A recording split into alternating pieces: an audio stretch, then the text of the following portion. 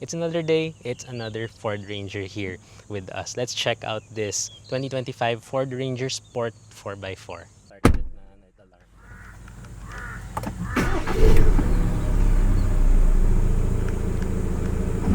So it's like as if Ford has unlimited number of variants for the Ranger because, well, we've reviewed a lot of Ford Rangers. And this one, again, is the Sport 4x4. It's priced at 1,624,000 pesos.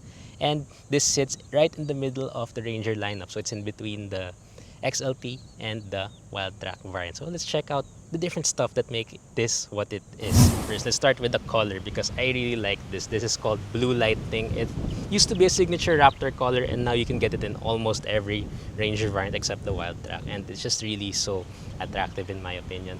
Then moving here in front, we have a unique front grille. This is exclusive to the sport variant. The finish is gunmetal gray like a lot of the exterior, and it just looks a bit more simple than what you get in the Wild Track, but a bit more classy compared to what you'd get in the XLT. And of course, it extends down to the bumper, so you can see that over there. Then right here, we have our C-clamp LED headlights. That's a signature style for the Ranger and Everest. This is multi-reflector for this variant. Then moving here to the side, you will find these black plastic arches which just add a touch of ruggedness. Our 18-inch alloy wheels two-tone, which are unique to the Sport as well. You don't get these in any other variant. And by the way, these tires are Goodyear Wrangler Territory tires, so pretty much the same as what you would get in other Ranger variants. Then I promise that I did not do that. It wasn't me. Maybe the last person who used this. Not me. Then we have here our turbo badge. So you get this in every non-bi-turbo Ranger. We have our running boards down the side. And I am noticing that we are missing here some roof rails. So that is one thing that I think Ford should add. Roof rails, just to make it look more attractive, to add a little bit more of sportiness and utility to this very utilitarian variant. Then moving here towards the back, you will find this very cute fuel door. So you have a huge truck, but this is very tiny. So yeah, it's just really small. It's really cute right there, like me.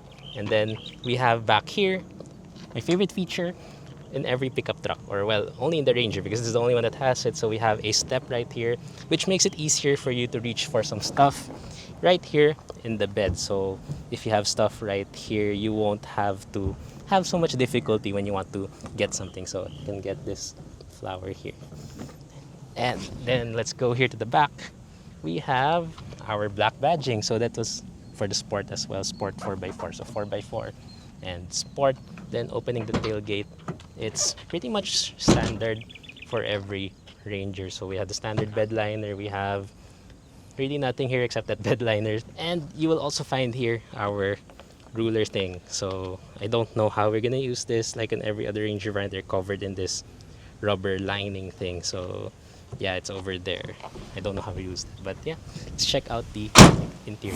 And now we're inside the Ford Ranger Sport 4x4. And if you're familiar with other Ranger variants, basically the same as the XLT, but it does give you a touch of Wild Track with the leather seats. So it really sits in the middle of the pack. And the design basically the same as the everything else. Materials are hard touch plastic everywhere, hard touch plastic on the door panel, except here on top, which still gets the nice soft leather, which actually feels very premium. We don't have anymore our dashboard storage. We don't have our cup holders anymore, but you can get those cup holders on the Sport SE variant, which is well a limited edition variant. And other stuff you will find here, well, leather wrap steering wheel, which is also tilt and telescopic, so you can see there that it does have a lot of adjustment, which really helps for people who are small, just like me with short arms. So you can see my arms are really short. And right behind that, we have our 8-inch digital instrument cluster. So it does show us pretty much everything that you would expect from digital clusters these days. But I do think that it could be a bit better.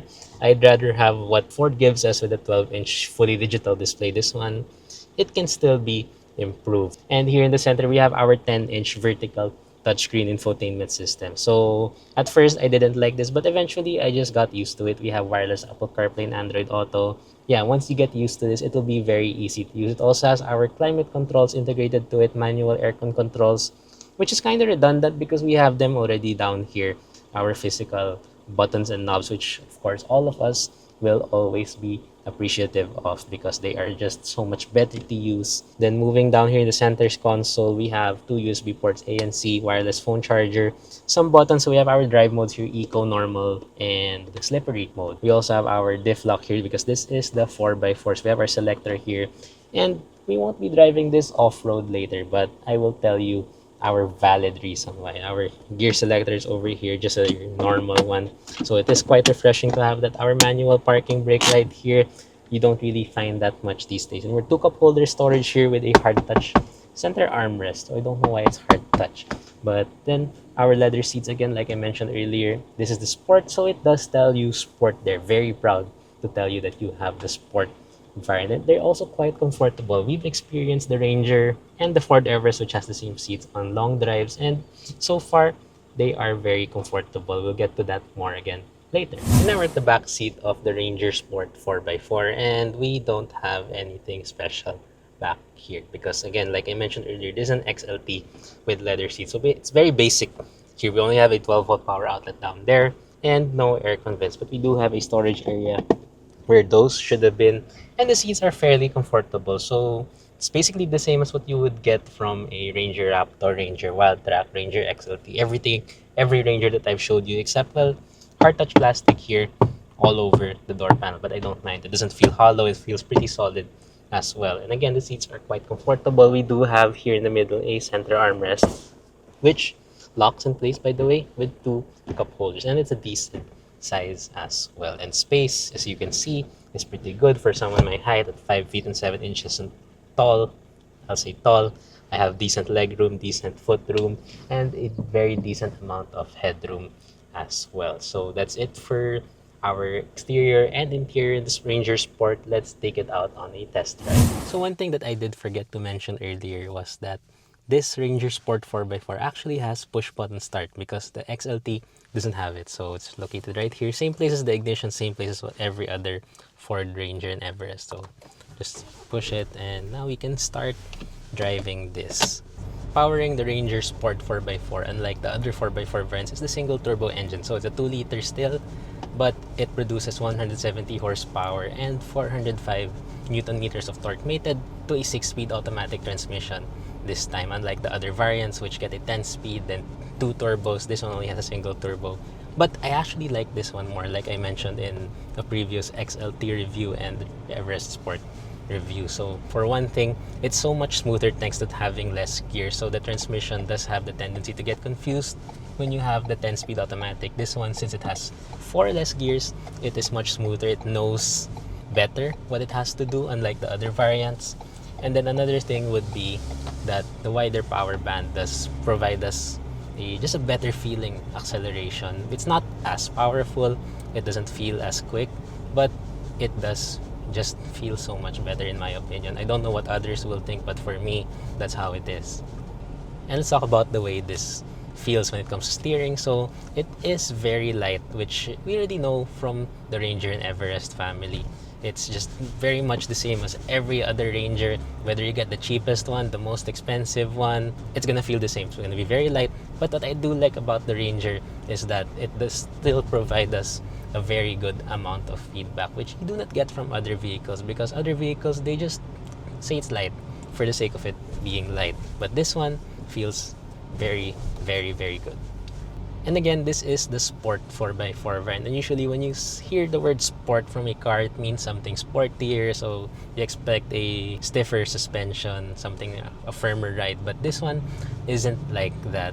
So the ride, despite it being on leaf springs, is still very much like what you would find in the Ranger Wildtrak, the Ranger XLT. That's what I like about the Ranger. Despite the more utilitarian setup that we have here, it's still, it's still very much like very smooth. It's even better than the Nissan Navara, and that one has coil springs.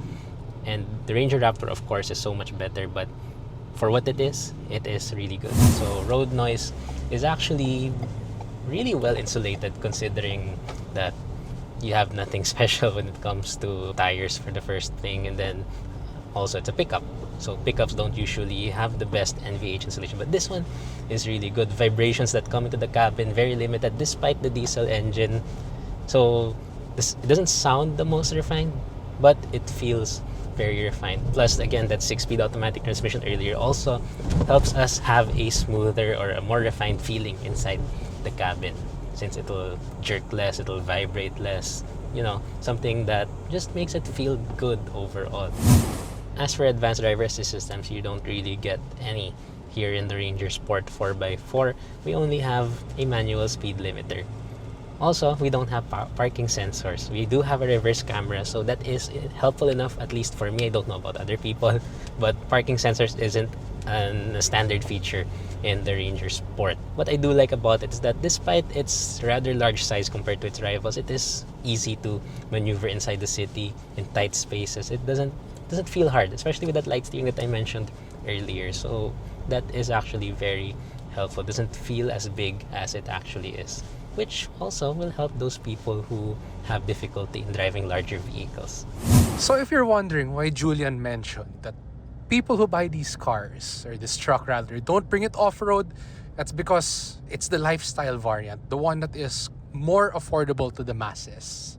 And the most off-road that these trucks will see are most likely the unpaved parking lots in places like BGC or Alabang, where they will utilize the 4x4 system to its fullest. And then, before we end, let's talk about fuel economy. Inside the city, you can expect this to return to you about 10 kilometers per liter, 11 kilometers per liter in lighter conditions, which is a very good number, and gets even better on the highway at around 17 kilometers per liter. So those are numbers that you would usually expect from the older models. I think, well, maybe one added gear, 7-speed automatic, would improve that further, and a little bit more horsepower and torque. But as it is, I think it's already pretty good. And to end our time with the Ford Ranger Sport 4x4, I really understand why people buy this. If I'm not mistaken, this is actually the best-selling variant, or one of the better-selling variants of the Ford Ranger lineup, other than the Raptor and the Wildtrak. So I really do understand why people like it. It just gives you everything that you need. It doesn't have any missing features really. Maybe some, but they're barely noticeable. And if ever you do want more features, you just have to add for a bit for the Wildtrak. But pretty much it gives you a balance of everything. Like I mentioned earlier, it's right in the middle of the XLT and the Wildtrak, and that's really how it feels here. It's just really a perfect balance of everything that you will need from a pickup truck.